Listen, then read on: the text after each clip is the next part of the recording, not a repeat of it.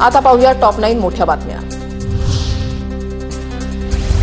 मेंदूला ऑक्सिजनचा पुरेसा पुरवठा न झाल्याने ईश्वरी बिसेनचा मृत्यू, पेशींवर परिणाम होऊन मेंदूचं कार्य बिघडल्याचा माता मृत्यू अन्वेषण समितीचा अहवाल। तातडीनं उपचाराची गरज होती, अहवालामध्ये नमूद।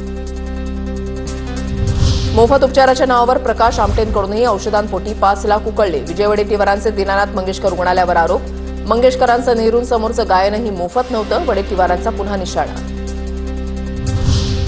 गर्भवती मृत्यू प्रकरणी डॉक्टर सुश्रुत घैसास यांना महाराष्ट्र मेडिकल काउन्सिलची नोटीस, सर्व तपशील मागवण्यात आल्याची माहिती, लवकरच चौकशीला बोलवण्याची शक्यता। शाळा महाविद्यालयांना मराठी नाव बंधनकारक करा, अमित ठाकरेंची मुख्यमंत्री देवेंद्र फडणवीसांकडे मागणी। शाळा महाविद्यालयांची नावं मराठीमध्ये दर्शनी भागेत लिहिणं बंधनकारक करण्याची मागणी। गुंड निलेश घायवळवर धाराशिवच्या अंदरूडमध्ये हल्ला, घायवळ कुस्तीच्या फडावर आल्याचा राग मनामध्ये धरून हल्ला केल्याची माहिती, वाशी पोलिसात 15 जणांच्या विरोधात गुन्हा दाखल। मुंबईच्या घाटकोपरमध्ये कबड्डी स्पर्धेदरम्यान 2 गटांमध्ये जोरदार हाणामारी, कबड्डी स्पर्धेच्या तिसऱ्या दिवशी तुफान लढा, खुर्च्याही फेकून मारल्या। तुळजापुरातील पुजाऱ्यांची बदनामी करणाऱ्यांवर कारवाई करा, स्थानिकांची जिल्हाधिकारी आणि पोलीस अधीक्षकांकडे मागणी। ड्रग्ज प्रकरणामध्ये पुजारीच पेडलर्स असल्याचा आरोप।